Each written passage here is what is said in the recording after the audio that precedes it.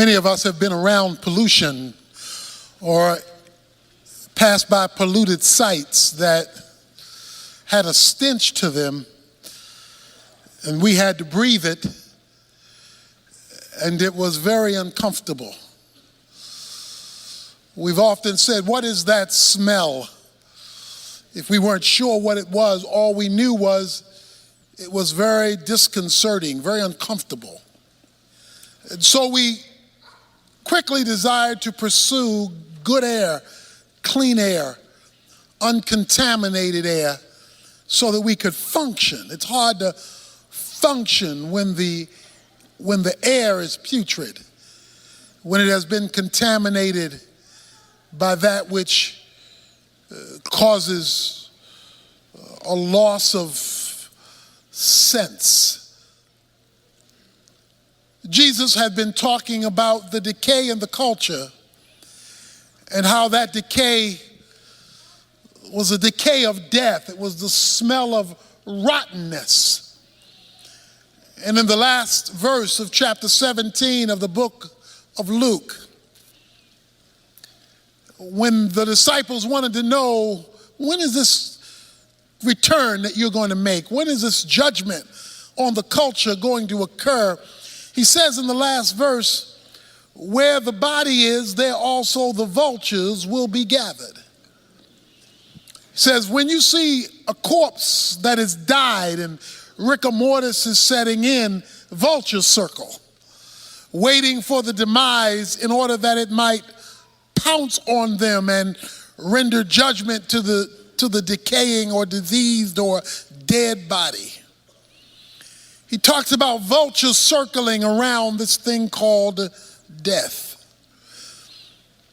It is clear that you and I live in an environment, in a world that has been contaminated by sin, bringing about a smelly way to live, a polluted world,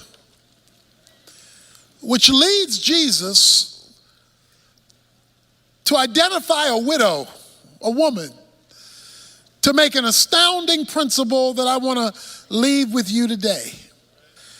In this polluted society where death reigns and vultures gather, he told them a parable. He states the premise of the parable up front. He says in verse 1, at all times men ought to pray and not to faint.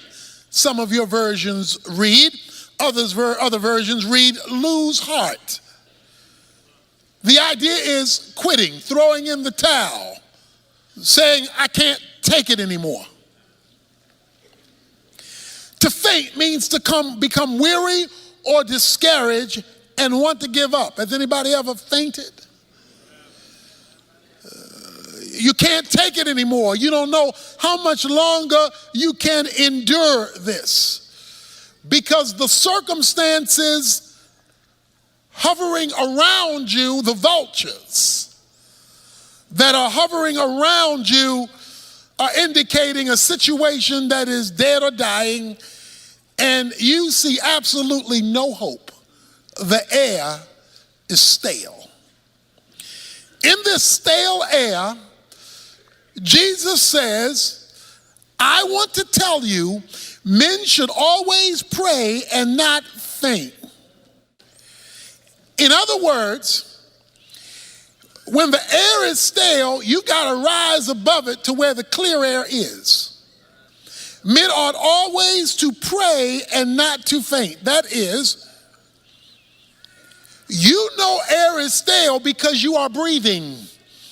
Your nostrils are taking in the scents, and you are breathing regularly. So you are smelling stale air regularly in terms of when you're in a putrid environment, because you're breathing it. And so there's no way to get away from it because you're always breathing. He says men ought to always pray and not faint. In other words, prayer is to be like breathing. The only time when you are conscious about breathing is when it's hard to do it. We breathe all the time, but don't think about it until there's a problem. If there's an asthma problem or an allergy problem or some problem that creates the need for additional oxygen, breathing now becomes a conscious activity because it's being interfered with. He says men ought to always pray and not faint. Men ought to always be in communication with God because your ongoing breathing in prayer will keep you in good air, even though you may be living in a bad atmosphere where the vultures are circling. There are people here to gather today where the vultures are circling around your life and ready to pounce on your situation because death has set in. Things don't look like they will ever get better. Things don't look like they will ever change. Things don't look like they will ever work out for you. And all you see are things going downhill and the vultures circling, ready to pounce on you and do you in. Coming off of that, Jesus says to his disciples, men ought to always maintain contact with God like breathe. It should be so normal that you're doing it even when you're not conscious you're doing it. Because it's a orientation, not just a position. Prayer is not just getting on your knees. It's not just clasping your hands. It's not just closing your eyes. It's not even just mouthing words. Prayer is an atmosphere of operating. You are operating in connectivity with God. Or as the word we've looked at last Wednesday, abiding. This is the air I breathe. The song says, I am in constant contact with God, which means that you are praying more than you know you're praying.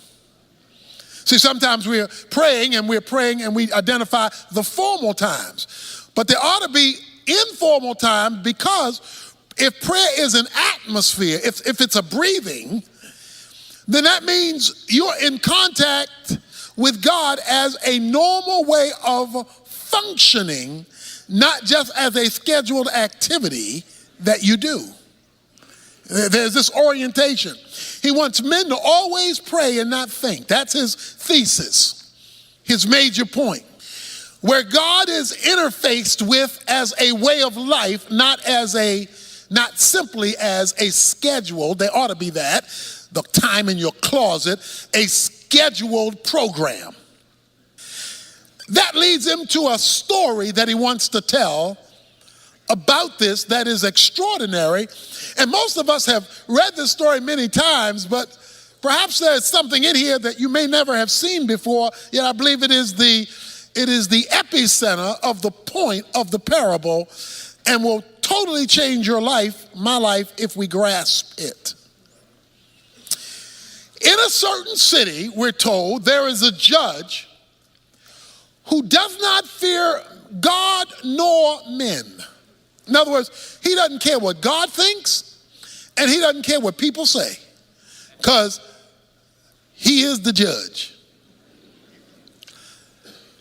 During biblical times, it was a lot like Western times, when there would be the circuit judges, and the Western towns would wait for the judges to come to hold trials, and the judges would go from town to town to town, and they would hold the criminals in the town jail until the judge came to render a verdict.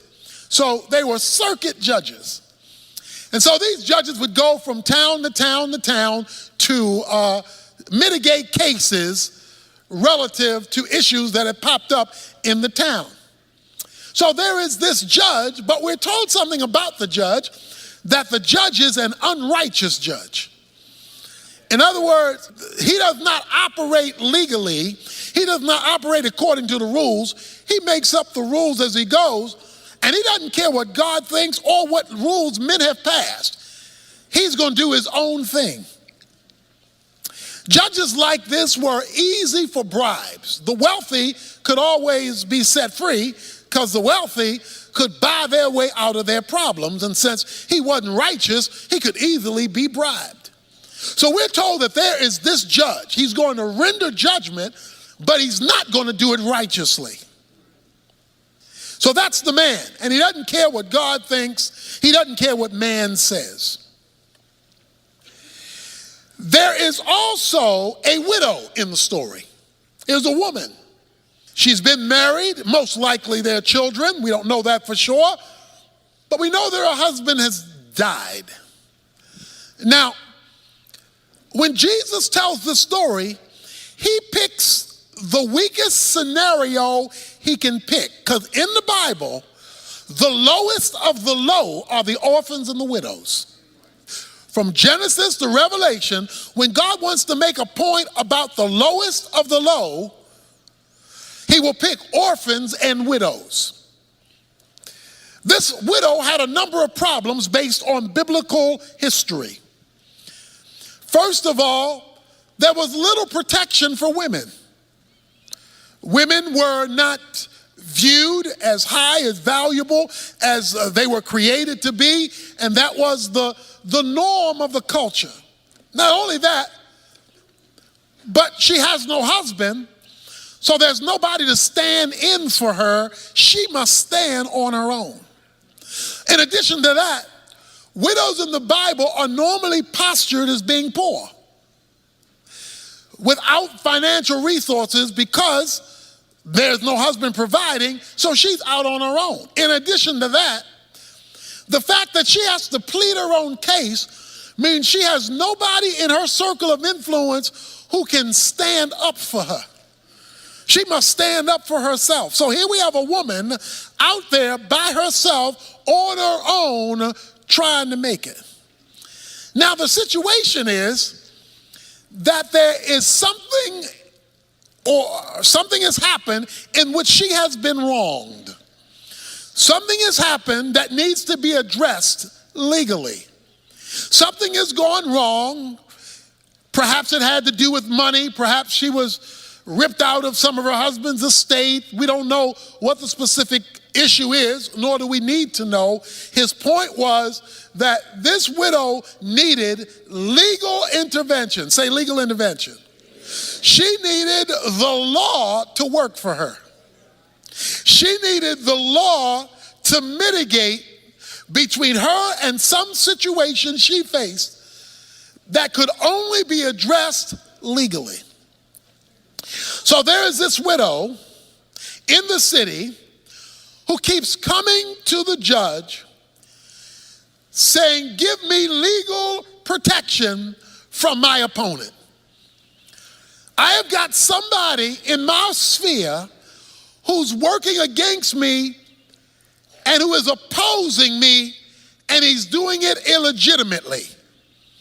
There is somebody in my life doing me wrong, my opponent, and I don't have the power to stop them. I'm a widow. I don't have a lot of money, and they're coming up against me, and I need the law to work for me."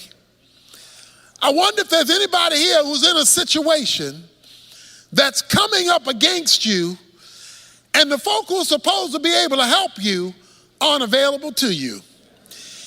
She goes to the judge because she says she needs, here it is, legal protection. I can't protect myself. I need the law to protect me. Judge, will you intervene on my behalf so that I can get my opponent off of my back and get justice in my situation? Verse 4 says, "For a while the judge was unwilling." The judge says, "I don't want to be bothered. I don't want to be bothered with a widow. I don't want to be bothered with your problem. I don't want to be bothered about your opponent. I don't want to be bothered. I don't care about your situation because I don't even care about God. And I don't care about people. And you are the lowest of the people, a widow, so I really don't care about you. So for a while, it says, he was unwilling to hear her case, although she had a legitimate case. Stick with me here. It says, but afterwards, he said to himself, self, even though I do not fear God, pagan judge, and I do not respect man, yet because this widow bothers me, that means it's nagging me. After all, she's a woman.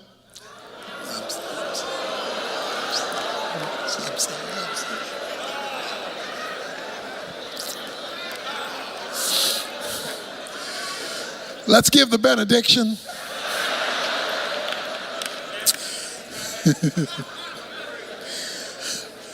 This woman, the judge is a man, this woman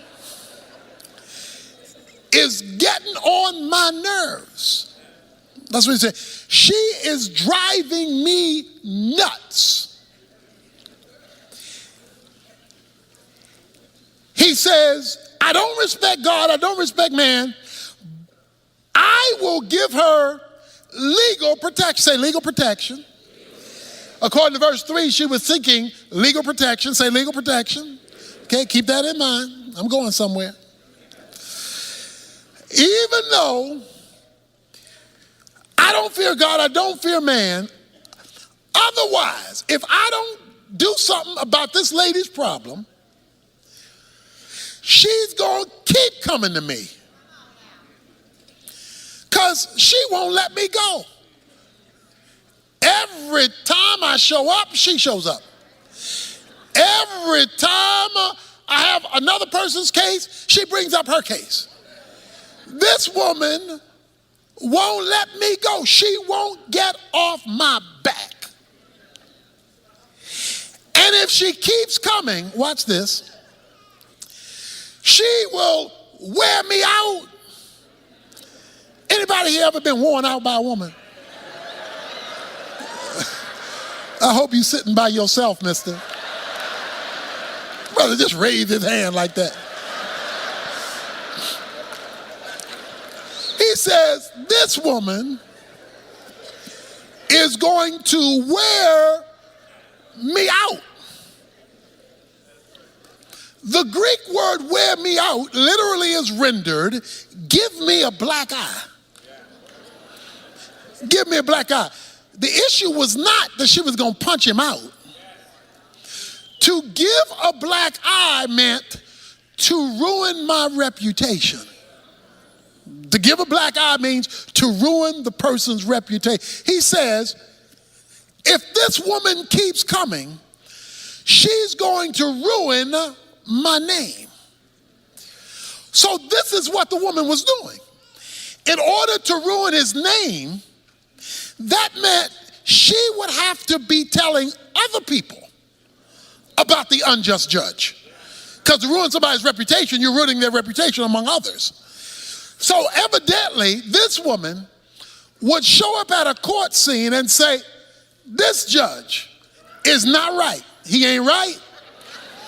I've been having a problem and he won't get my problem. He's not right. She said, he knows he's not right. He's an unrighteous judge. He doesn't care about God nor man.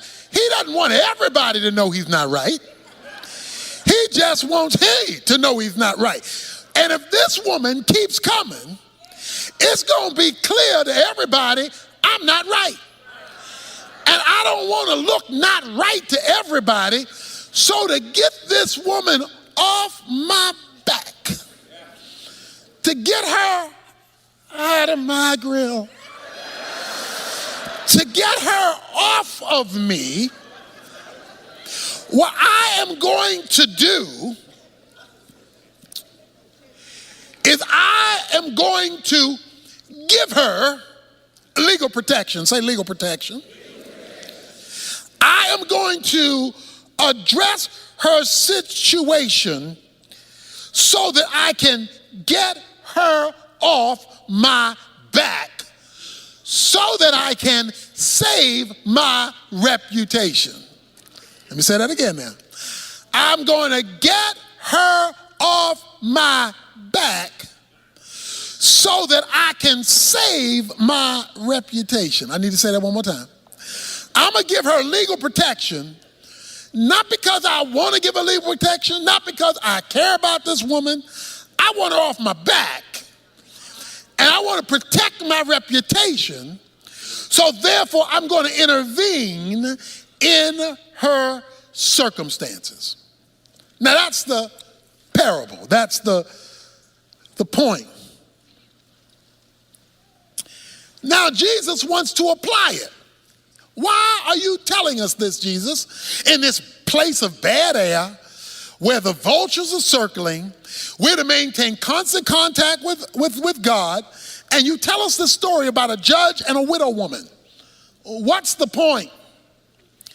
And the Lord said, verse 6, hear what the unrighteous judge said. In other words, pay attention to the unrighteous judge. Now, the widow is critical to the story, but to get the point of the story, pay attention, Jesus said, to what the unrighteous judge says. I don't fear God, I don't fear men, but this woman is driving me crazy, and she's going to ruin my reputation. Pay attention to that, Jesus says. And then make a contrast. Here's the contrast. Verse 7. Now will not God bring about justice for his elect who cry out to him day and night, and will he delay over them long? Jesus says this. Listen to what the unrighteous judge said, because he says if you miss what the unrighteous judge says, you're going to miss the whole point.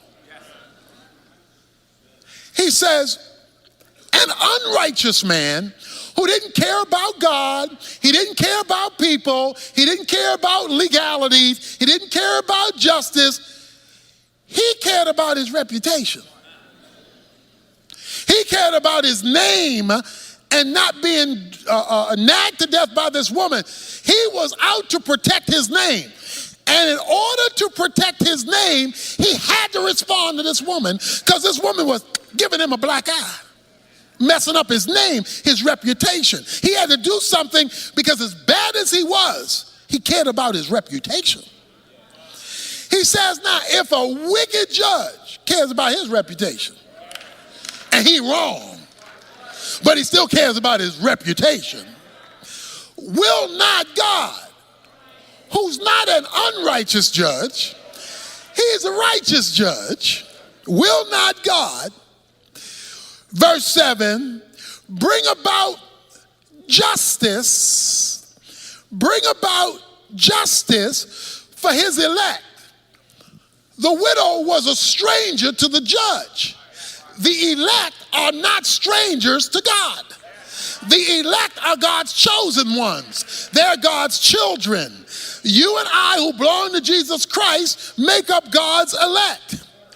If an unrighteous judge who doesn't care about God nor men will bring legal protection to a stranger to protect his reputation, how much more will God bring about justice to his children, his elect, since he's the righteous judge and does care about justice, and will he delay long over them? Now, what I want to draw your attention to is a phrase that I've been asking you to repeat. Legal protection. See, it's easy to read the story, and twice in the story, the word legal protection is raised. Twice. And its cousin is raised in verse 7, justice. She was seeking justice through the legal protection of the law. But let's put it another way. The issue for the widow was not whether the judge liked me. It was not whether the judge knew me. It was not whether the judge felt sorry for me. The issue on the table was the law. I need you to bring the law to bear on my situation, because I'm being unjustly treated by my opponent. I need legal intervention. Men ought always pray and not faint. But what gets God's attention is not simply him feeling sorry about you in the situation you're in. It's not merely him seeing you cry. It's not merely him seeing you're depressed. What brings heaven down to earth in the vulturous situation you may be facing is calling down your legal right. The issue was your legal right. See, what the woman had, she did not have the judge on her side. She had the law on her side. And even though the judge didn't care about the woman, she kept bringing up, but the law says. And when she brought up the legal thing, he had to deal with that, because for him not to address the law was to kill his reputation, because the judge was obligated to the law. Now let me explain what I'm trying to say here today. What I'm trying to say here is that God, who cares about us, we're part of the elect, who's righteous, has concern about his law. That is, God has obligated himself to his own word. God has obligated himself to what God has said himself. God is tethered to his own law. God can't do what the unrighteous judge was trying to do, because God by nature is righteousness. Righteousness is the divine standard, so God is tethered to his own standard. So God is always going to operate in concert with his own law. Now, the woman calls for legal protection, watch this now, because she knew she had the right to it. In other words, let me put it another way. If she didn't know what the law was, if she didn't know that the law, there were rules in the law book to deal with the situation she was facing, she wouldn't have been able to call on the law, because she wouldn't have known the law applied. It was her knowledge that there is a righteous law in the book that deals with my opponent's situation, and I'm going to the authorized person, the judge, to render the law on my behalf, that took her to nagging the judge. She could nag the judge even though the judge didn't care about her, because she knew what was written that was in the law book that applied to her situation. Not to know what was written is not to have a basis to appeal to the judge. Because remember, it says she wanted legal protection. She wanted something that would come from the law to act on her behalf. Hold your finger here. Turn back a couple of pages to Luke chapter 13. In Luke chapter 13, it's the Sabbath. The Sabbath was a law. It was one of the 10 commandments. Jesus, a certain woman, verse 11, for 18 years had a sickness caused by a spirit, and she had been bent over, and could not straighten up. And Jesus saw her. He called her over and said to her, "Woman, you are freed from your sickness." He heals her on the Sabbath. And he laid his hands on her, and immediately she was made erect again and began glorifying God. But the synagogue officials, indignant because Jesus had healed her on the Sabbath, began saying to the crowd in response, "There are 6 days in which work should be done, so come during them and get healed, and not on the Sabbath." So they're saying, Jesus, you're out of order for healing this lady on the Sabbath. Jesus then says to them, "You hypocrites, does not each of you on the Sabbath untie his ox and his donkey from the stall and lead him to get water? And this woman," watch this, "and this woman," here it is, "and this woman, a daughter of Abraham. Not just this woman. I want to tell you who this woman is. She's the daughter of Abraham, who Satan is bound for 18 long years, should she not have been released from this bond on the Sabbath day. Watch this now. You hypocrites, you will release an ox on the Sabbath from being tied up so he can get some water. I come to release a woman who's been tied up for 18 years on the Sabbath. You're upset about me releasing a woman when you're not upset about you releasing a donkey. Let me tell you, Jesus says, why I released this woman. I released this woman because this woman, he says, is a daughter of Abraham. Watch this now. The Sabbath was the law given under Moses. Abraham precedes Moses. He says, there is a legal relationship I have to this daughter.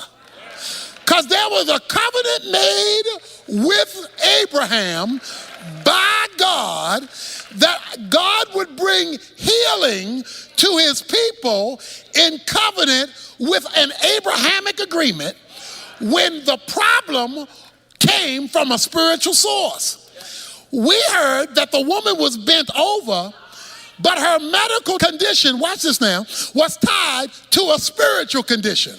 It said Satan had so messed up her life that it showed up physically and she had to walk bent over. It wasn't just because of her age. It wasn't just because of calcification in her back. It was because the devil had so intervened in her life that her physical problem was tied to a spiritual dilemma. But the lady had something that the chief priest didn't understand. She had a legal relationship tied as a daughter of Abraham. And because of the legal relationship, it overrode the Mosaic law that says you can't do this on the Sabbath. But if you don't know your legal relationship, then you can't call on your legal relationship to deliver you from some of us have been in problems, situations, circumstances, and messes for 18 years. And we wonder why God hasn't come through yet, because we have not yet appealed to our legal right.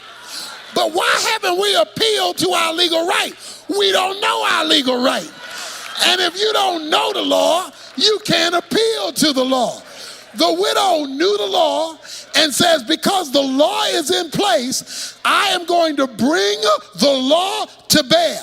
If an unrighteous judge will submit to the law, even though he doesn't have regard for God and regard for man, how much more will a righteous God who is committed to the law appeal to the legal cause of his people? We get and we pray, but what we don't do is pray legally.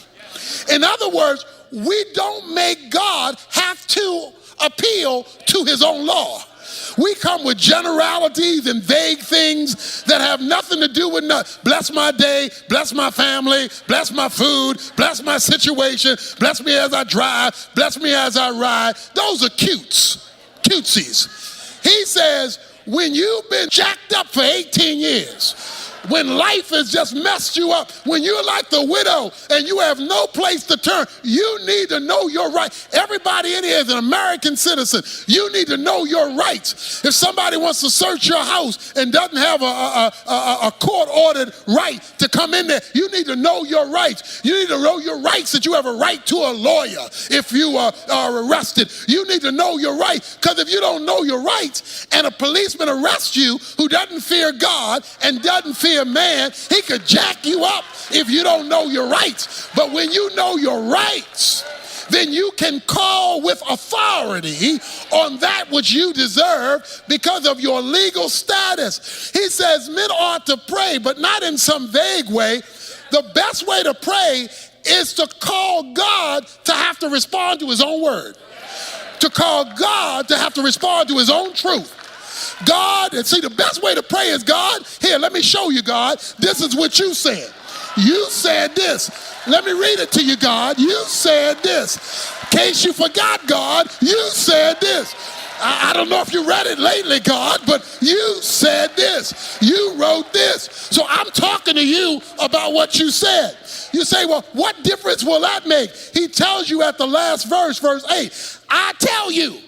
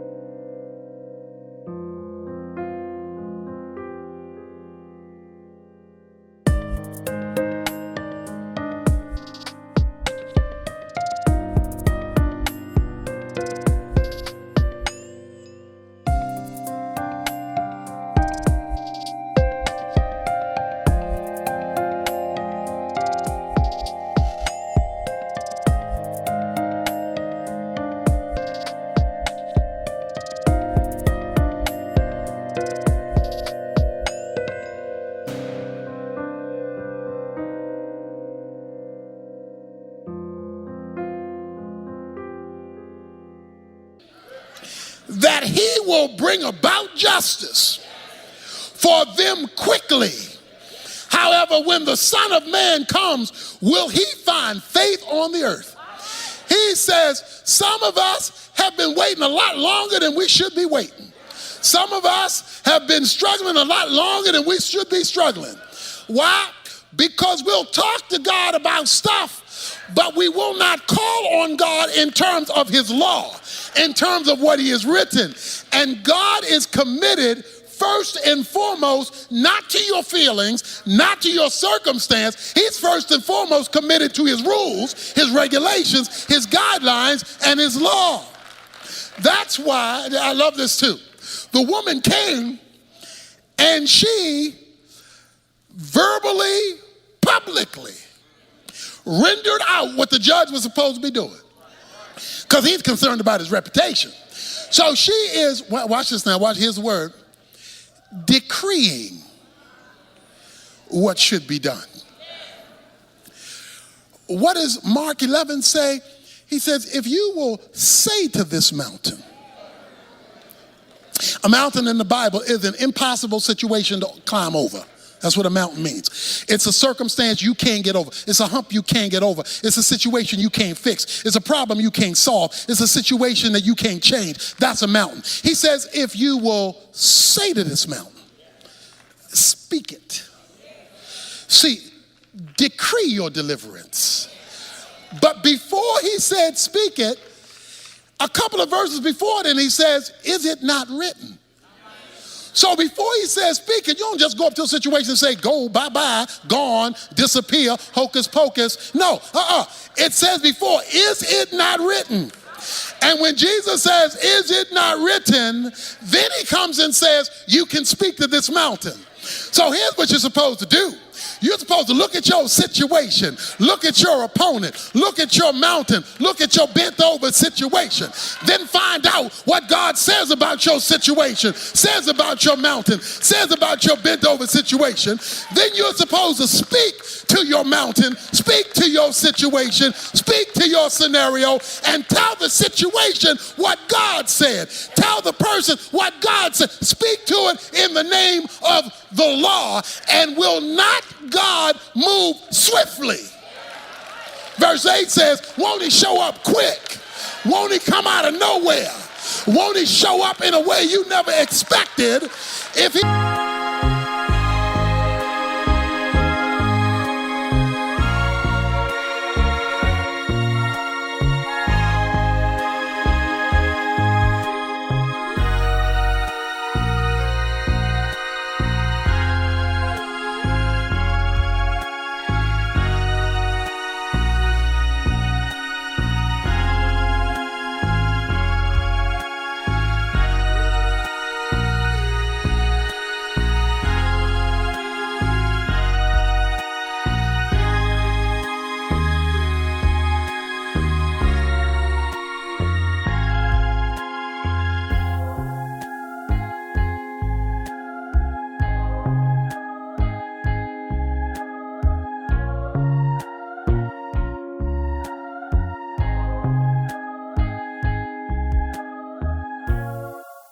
can get you to function legally with him.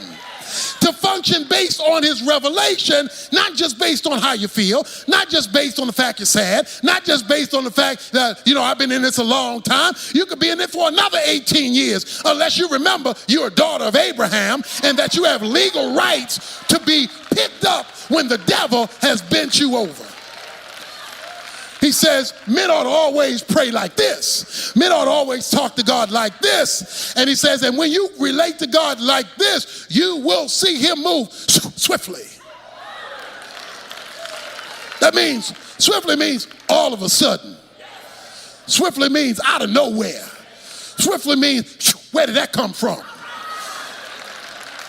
That's what swiftly means.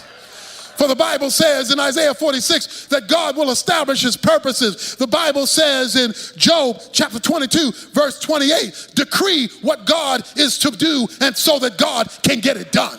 So you ought to speak to your situation, but in the name of God, not your words. You ought to speak his words into the situation, because God is not bound to what you think. He's not bound to what other folk think. He's not bound to how you feel. He's not bound to how other folk feel. He's not bound to what you've been raised to believe or what other people think you ought to believe. He's not bound to your mama. He's not bound to your daddy. He's not bound to your friends. He's not bound to your coworker. He's not bound to your supervisor. He's not bound to your neighbor. He's not bound to your governor. He's not bound to your president. He's bound to his own word. And that's the only thing that he will commit himself to.